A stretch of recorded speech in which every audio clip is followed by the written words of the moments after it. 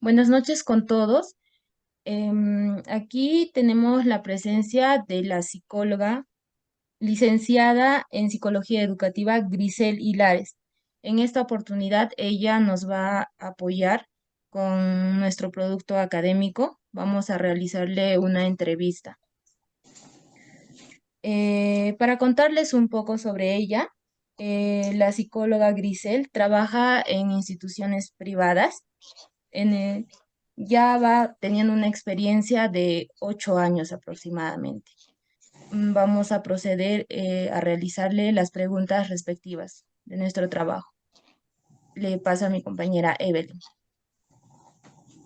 Licenciada, buenas noches, ¿cómo está? Bienvenida.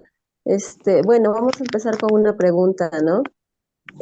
Considerando el tema de las facilidades y dificultades que tiene en su institución educativa, me gustaría hacerle una pregunta. ¿Cuáles son los test psicológicos que resultan más prácticos de aplicar a los estudiantes, considerando que siempre son bastantes, ¿no? En una educación, en una institución educativa. ¿Qué tal? ¿Cómo están? Buenas noches, chicos. Bueno, un gusto tenerlos en esta oportunidad. Yo creo que en realidad hay diferentes tests dependiendo de lo que queramos evaluar, porque recuerden que primero hay que identificar cuál es la función fundamental que tiene un psicólogo educativo, que busca fundamentalmente dar no solamente un apoyo, sino también hacer un diagnóstico y con ese diagnóstico ayudar a toda la plana docente para que pueda luego esto ser aplicado, ¿no? En el campo concreto del aula de clase. ¿Cuáles son los test? Los test más importantes están relacionados a los test de estilos de aprendizaje para poder identificar cuál es el estilo que tiene con más preponderancia un estudiante. Además, también tenemos otros test de inteligencias múltiples, por ejemplo, también para medir las capacidades que los alumnos puedan desarrollar con más facilidad interactuando dentro del aula. Además, también están los test de inteligencia en sí, inteligencia intelectual, porque es importante también medir el coeficiente intelectual. Test de orientación vocacional, que son también muy utilizados en estos casos para poder identificar cuáles son las inclinaciones o intereses profesionales que puedan existir en nuestros alumnos y poder ayudarlos también con estas test a saber identificar y tener en cuenta cómo es que ellos van a poder decidir de manera más concreta sobre su inclinación vocacional. Perfecto. La otra pregunta sería, em, cuando se encuentra frente a un caso de bullying, ¿qué dificultades comúnmente tiene que enfrentar para ayudar a la persona implicada? Creo que el bullying es una situación, una problemática muy común, vista desde muchos ángulos.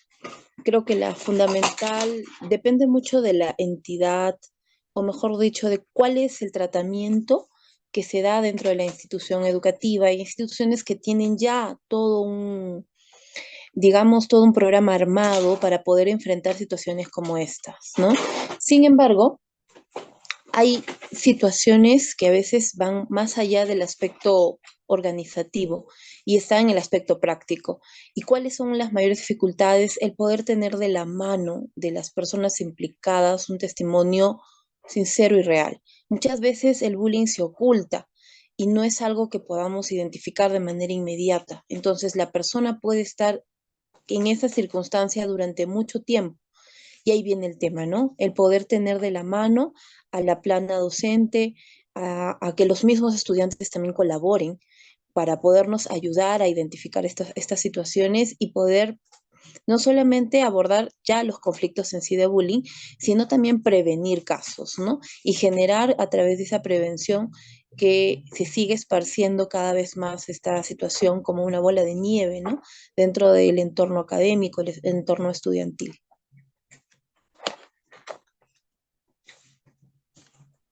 Continuando con la pregunta, en el tiempo que usted viene elaborando, ¿qué problema identifica como principal en los estudiantes?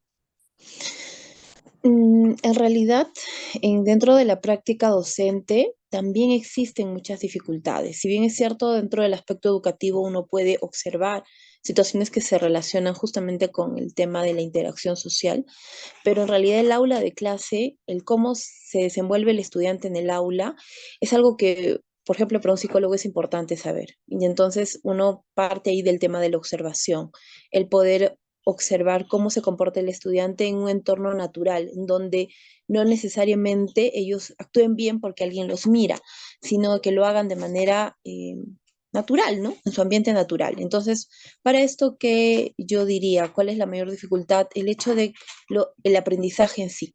O sea, muchos de los estudiantes tienen problemáticas de aprendizaje y ahí viene el tema, porque digamos que hay un enfrentamiento entre lo que enseña el docente y lo que el padre de familia indica que su hijo debe aprender. Entonces es dificultoso porque en medio está el alumno.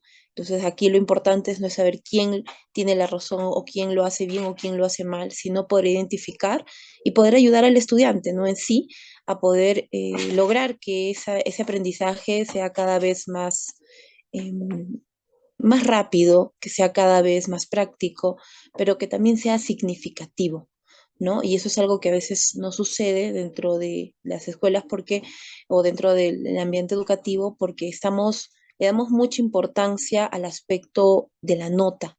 Entonces el estudiante piensa más en cuánto va a sacar que en lo que verdaderamente está aprendiendo, ¿no? Entonces le da mucho énfasis al tema de cuánto me van a poner, ¿no? Entonces está en el tema de la recompensa y no del verdadero aprendizaje. Gracias. ¿Usted considera que esta problemática puede ser con menos constancia? ¿Qué sugiere? O sea, ¿cómo podríamos trabajar con los padres de familia, tal vez? Bueno, esta situación es muy común, o sea, no la podemos evitar porque em, lo que pasa es que también depende del sistema educativo, ¿no? Y como eso es algo que está más allá de nuestras manos, o sea, no está dentro de la mano de un psicólogo o de un docente cambiar el sistema educativo. Por ejemplo, se ha ido instalando poco a poco diferentes métodos para variar en la forma en que uno aplica, por ejemplo, una calificación, ¿no? A través de diferentes métodos educativos, que evidentemente para eso los profesionales en educación están capacitados y saben y han llevado toda una carrera de por medio. Sin embargo, el problema es que en la realidad, hasta esos métodos más que no tienen calificación en sí o nota, por así decirlo, sino una denominación como A, B, C, D, ¿no? Se habrán escuchado ustedes hablar, quizás más en el aspecto de primaria que de secundaria, bueno, dan una calificación, pero también siguen poniendo el énfasis a que sea digamos, esa denominación alta, ¿no? Entonces, ese es el problema, o sea, cómo realmente podemos cualificar y no cuantificar, ¿no? Entonces, el estudiante se encuentra siempre en el dilema del que sea cuantificado, de cuánto vale y qué tan buen estudiante es de acuerdo a esa nota.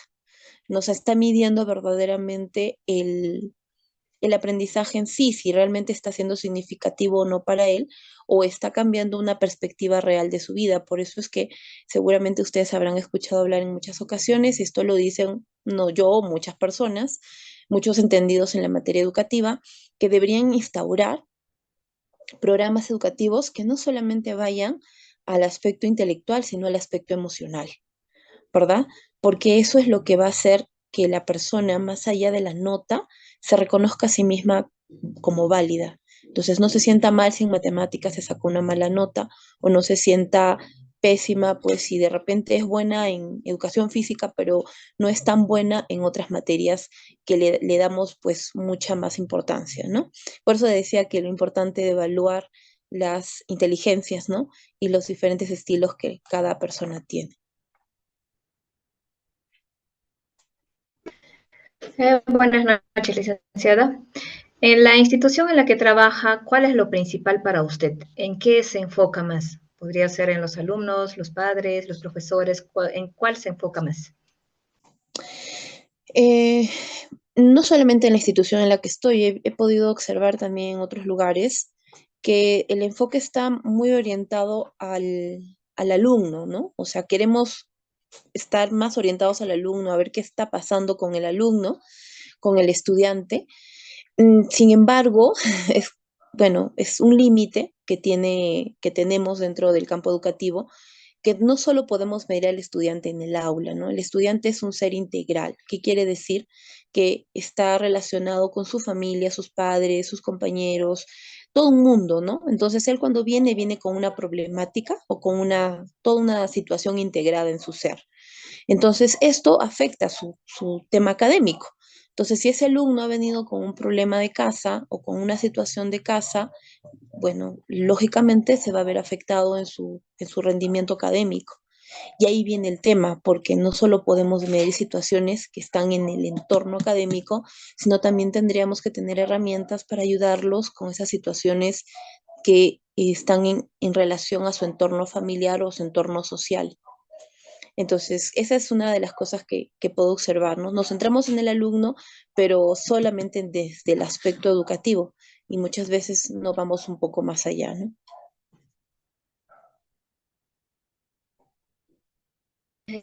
Bien, si bien es cierto, cada uno tiene diferente manera de trabajar. Usted, como psicóloga educacional, ¿qué aporte más ofrece a los estudiantes para que ellos puedan confiar y poder desenvolverse mejor? No entiendo bien esa pregunta. ¿Me podrías volver a repetir? Sí, claro. Este, usted, como psicóloga educacional, ¿qué aporte más ofrece? Porque cada quien tiene su manera de trabajar, ¿verdad? No todos trabajamos de la misma manera. Pero usted, ¿qué aporte más ofrece a los estudiantes para que ellos puedan entrar en confianza y poder contarle sus cosas a usted? Bueno, creo que hay muchas estrategias, pero qué estrategia tú apliques, no depende de mí. En realidad depende de con quién estés tú al frente. O sea, la estrategia que tú apliques no es la que tú haces de acuerdo a lo que a ti te parece correcto, sino a quién tienes enfrente. Es como cuando te sientas con alguien a hablar y quieres ayudarle o quieres escuchar, entonces no puedes centrarte en lo que tú tienes, digamos, ya un esquema, ¿no? Voy a preguntarle su nombre, luego le voy a decir cuál es la relación que tiene, cuál es el problema, que me lo diga. No es así. Es importante primero identificar, por ejemplo, qué tipo de persona es, qué tipo de personalidad más o menos puede tener y de acuerdo a eso aplicar una estrategia. Yo les recomendaría, por ejemplo, si hay una persona muy reservada que no suele decir las cosas, es ir poco a poco, es ir ganándote la confianza a través de pequeñas actitudes como acercarte y preguntarle cómo está, de repente en otro momento decirle que si desea podemos conversar, si tiene algo que nos quiera contar o que estamos ahí de repente para ayudarlos con algo. Entonces, normalmente los estudiantes se acercan cuando ven que pueden confiar en ti, pero que además de confiar en ti, pueden no solamente encontrar alguien que los escuche, sino alguien que les ayude a ampliar un poco el problema, saber otra perspectiva de las cosas, ¿no? Porque ellos tienen una perspectiva, un enfoque, ¿no? Una manera de ver la vida, que normalmente es muy crítica en la adolescencia. Por ejemplo, yo que estoy más en el campo de secundaria, he podido observar eso, ¿no? Los adolescentes se hermetizan mucho, ¿no? Se aíslan en su mundo, porque evidentemente están en esa etapa crítica de la vida, y justamente necesitan eso, ¿no? Poco a poco ir aperturando, ir aprendiendo a abrirse, ¿no? Entonces va a depender mucho de quién está enfrente tuyo.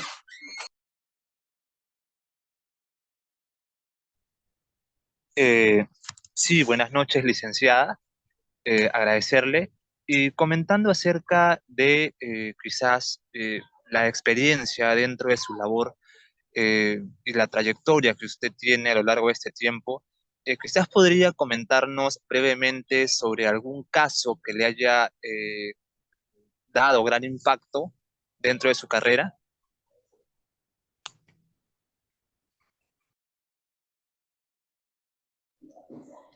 A ver, creo que no podría definir uno solo, o sea, hay varias situaciones, o sea, dependiendo de qué momento hayas podido ser, pero recuerdo en una oportunidad un caso muy típico de bullying, ¿no? En donde a una alumna que era muy nueva dentro de la institución, o sea, era nueva, una alumna nueva, no se podía adaptar, ¿no? Pasaron un promedio de 15 días, 20 días, y ella no lograba llegar a adaptarse a su nuevo lugar, ¿no? Al nuevo entorno educativo, al nuevo colegio. Entonces, era un poco difícil hablar con ella porque ella se quedaba en el recreo, durante las horas de recreo se quedaba sola y no permitía, o sea, cuando uno se acercaba a ella decía, sí, bueno, no quería hablar mucho, ¿no? O sea, decía que extrañaba su otro colegio, que no le gustaba estar allí, etcétera. Entonces, no solamente estaba el factor exterior, o sea, ¿qué quiere decir las personas del entorno que quizás no, no van a ser muy empáticas, sino también estaba el hecho de que ella estaba indispuesta, ¿no? A sociabilizar, a conocer a las personas, a interrelacionarse, ¿no? Con este medio. Entonces, con ella se aplicaron, ¿no? La técnica del poder estar cerca de ella de la forma más, de la forma más natural, ¿no? Porque también cuando tú estás, invades el espacio, ¿no? La idea es acompañar, como bien lo sabemos. Sin embargo, después de conversar con sus papás, notamos que no había mucho interés por parte de ellos en que ella se adaptara, ¿no? Finalmente se dio el hecho de que ella saliera del colegio al mes porque no logró, digamos, ese tema y sus papás tampoco colaboraron, ¿no? Entonces, si no tienes una familia que te pueda apoyar en ese sentido, sería muy difícil, ¿no? Entonces, yo creo que más que bullying fue una falta de adaptación, ¿no? Sino que ella sentía que el entorno no era un entorno amable para ella, porque no se sentía bien en el lugar, ¿no? Entonces, sí, fue una situación y han sido situaciones que, sobre todo al inicio de año, se suelen dar y que debemos poner mucho refuerzo para poder apoyar a estos alumnos, poder adaptarse a sus nuevos entornos, porque justamente de eso se trata la vida, ¿no? De poder buscar la adaptación y no permitir que una situación como esa, pues, haga yo que simplemente deje de hacerlo, porque es como le estamos enseñando a nuestros hijos a enfrentar la vida en sí, ¿no? Así es. Muy interesante, la verdad, licenciada. Y una consulta más. ¿Usted considera que toda la trayectoria, quizás, o toda la experiencia que ha podido recibir a lo largo de todo este tiempo, es suficiente o un profesional constantemente tiene que ir capacitándose y aprender muchas más cosas? Nunca es suficiente.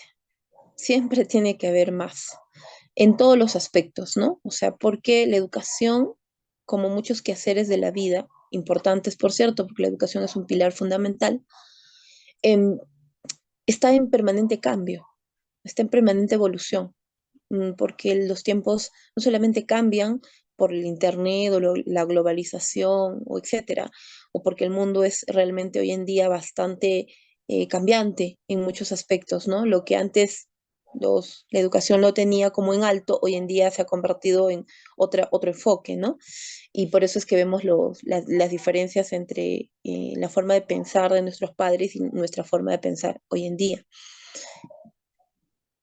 Siempre hay que estar actualizándose, siempre hay que estar buscando más, pero no solo por el tema profesional, ¿no? O sea, de hecho que es importante tener algo que nos respalde, sí, pero también tiene que existir lo que se llama el poder autoeducarnos, ¿no? O sea, el tener siempre de la mano información que nos actualice, que nos ayude y sobre todo que nos dé más respuestas, nos dé respuestas para solucionar las problemáticas que vamos a enfrentar todos los días en nuestro ámbito laboral, pero también en nuestra vida personal.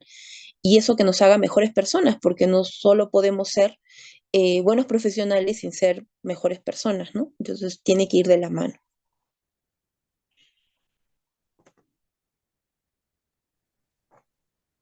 Bueno, continuando con las siguientes preguntas, licenciada, sobre los miembros de la comunidad educativa, ¿de qué manera las autoridades nos pueden dar soluciones a los diferentes conflictos que se encuentran en el mismo? Las autoridades marcan un eje muy importante. ¿Por qué? Porque nos van a ayudar, digamos, un director de colegio, un gerente de una empresa educativa, nos van a ayudar a poder observar no solamente reglas y normas, que es muy importante, sino también nos van a ayudar a observar o a ver salidas a situaciones que se puedan presentar. Normalmente, casi siempre, tenemos el tema de que las autoridades son muy lejanas, ¿no? Muy distantes, es como que están en otro nivel. En realidad, si las autoridades son más cercanas, como he podido observar en diferentes instituciones donde el fundador o el director es muy cercano a los alumnos, entonces sabe lo que está pasando en su colegio, sabe lo que está pasando en su centro educativo, no es ajeno, no es una persona a la que hay que subir hasta el quinto piso para verla, no, es una persona que está cercana, a la cual se le acercan los estudiantes y le hablan, y él puede interactuar o ella puede interactuar con los alumnos. ¿Por qué es importante eso? Porque va a romper un poco la barrera y el hecho de que sea todo de una forma pues muy vertical, ¿no? Tiene que existir evidentemente un nivel de respeto, pero que es lógico que exista, pero también tiene que haber un tema horizontal, un trato horizontal para lograr qué cosa, lo que nosotros en el campo educativo buscamos, ¿no? Es interactuar a nivel empático, a nivel asertivo, a nivel de la confiabilidad, o sea, buscando que esos valores que tanto hablamos dentro de la responsabilidad, hablamos de, no sé, del poder trabajar en equipo, del liderazgo, se puedan dar, ¿no? Y no sean solamente cosas teóricas. Entonces, los directivos hacen mucho, pero yo creo que es importante que tengan esa capacidad de llegar a los alumnos, de llegar a las personas, hasta el más pequeño, y desde el más grande hasta el más pequeño, ¿no? Entonces, eso, la cercanía que pueda existir, yo creo que cambiaría mucho el tema de, mucho la relación del estudiante con el entorno académico. Bueno, seguidamente, sobre la ley 29.719, Ujú. licenciada, ¿qué opinas acerca en el papel que juega un psicólogo para lograr hacer efectivo este mandato? Esta ley es una ley que se ha dado justamente porque existe una gran necesidad de poder identificar, o sea, dentro del complejo educativo, identificar cuáles son las problemáticas y obviamente el diagnóstico es importante, por eso el tema de un profesional dentro del artículo 3 está la designación de un profesional que dice, ¿no? Que, bueno, acá lo tengo justo, ¿no? Que tiene que haber una necesidad de designar, ¿no? Al menos un profesional, dice en psicología. Entonces, ¿por qué? Porque en cada institución este encargado va a prevenir y le va a dar el tratamiento del caso en los casos de acoso y violencia entre alumnos, ¿no? Que pueda existir, implementando con la disponibilidad presupuestal que puede existir, ¿no? Por parte del colegio. Entonces, esto es algo que en realidad sí es una gran necesidad. O sea, tener un psicólogo por colegio, yo creo que es importante. Y eso en realidad tendría que haber, dependiendo de la cantidad de la alumnado, o sea, de la cantidad de alumnos dentro de ese complejo educativo, uno, dos psicólogos, ¿no? Porque ya sabemos que la carga que ese psicólogo va a asumir es de cada alumno y un psicólogo no, por más test psicológicos que hagan, que puedan ser masivos, el trato que le va a dar a los estudiantes es personal, no es grupal, ¿no? Es más, o sea, el momento de que un psicólogo va y hace un trabajo de observación para poder diagnosticar, para poder encontrar situaciones en el aula, lo hace desde una perspectiva personalizada, no desde una perspectiva genérica, ¿no? Porque observa a cada estudiante y de cada estudiante recoge un dato, una información, un antecedente que hace posible que luego exista la posibilidad, ¿no? De solucionar, de dar soluciones, de interactuar con los estudiantes, de interactuar con los profesores y de que todas las estrategias de soluciones dentro de este aspecto educativo se puedan brindar.